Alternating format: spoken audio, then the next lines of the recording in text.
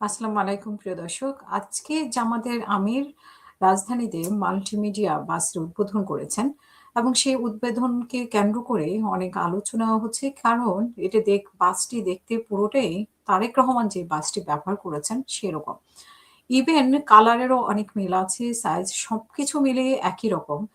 আরো আশ্চর্য করার মতো তারেক রহমান যেভাবে হাত নেড়েছেন, যেভাবে বাসের ভেতর থেকে কথা বলেছেন, যেই জায়গায় দাঁড়িয়েছেন ঠিক হুবহু একই রকম হওয়ার কারণে এক ধরনের তোপের মুখে পড়তে হয়েছে ডক্টর শফিকুর রহমানের মানে সমালোচনার মুখে আসলে পড়তে হয়েছে ডক্টর শফিকুর রহমানের। এবং সেখান থেকেই ব্যাখ্যা দিয়েছেন জামাতের মাল্টিমিডিয়ার বাস কেন, সেটা নিয়ে যে ব্যাখ্যাটা দেওয়া হয়েছে যে রাজধানীতে মাল্টিমিডিয়া বাসের মাধ্যমে নির্বাচনী প্রচারণা শুরু করেছে বাংলাদেশ জামাতে ইসলাম। মিরপুর ১০ এলাকায় মাল্টিমিডিয়া নির্বাচনী বাসের উদ্বোধন মাধ্যমে কর্মসূচির সূচনা করেন দলটির আমির ডক্টর শফিকুর রহমান। আজকেই বেলা ১১টায় উদ্বোধন করা হয়। এই সময় জামাতের আমির বলেন যে শান্তিপূর্ণ ও ইতিবাচক রাজনৈতিক পরিবেশ বজায় রেখে জনগণের কাছে দলের বার্তা পৌঁছে দেওয়াই আমাদের লক্ষ্য।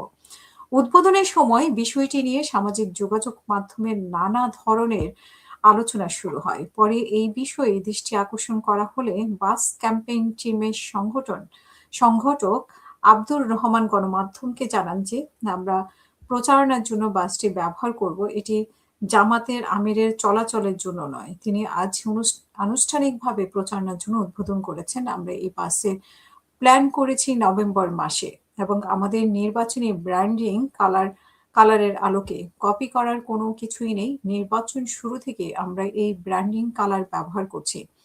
আমরা কপি করিনি, বরং আমাদের নির্বাচনী ব্র্যান্ডিং কালার কপি করা হয়েছে।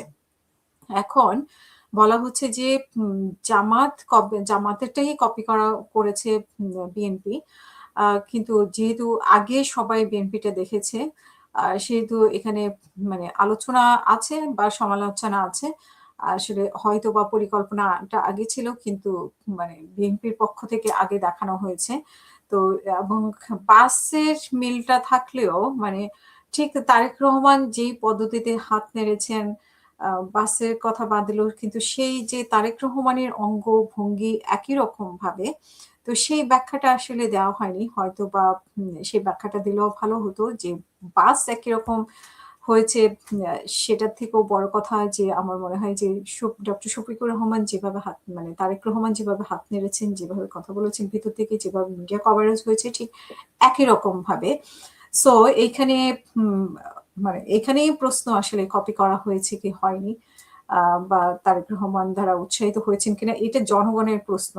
এটা আমি বলছি না, জনগণ বলছে যে তারেক রহমানকে দেখে উনি এভাবে উৎসাহিত হয়েছেন কিনা যে বাসের ভিতর থেকে এভাবে একই রকম বাস হতে পারে কিন্তু একই রকম অঙ্গভঙ্গি, একই রকম ভাবে দাঁড়ানো, সেই বিষয়টি আসলে মানুষকে একটু অবাক করেছে। সেই জায়গা থেকে আসলে কি ব্যাখ্যা দেবে জামাত ইসলাম?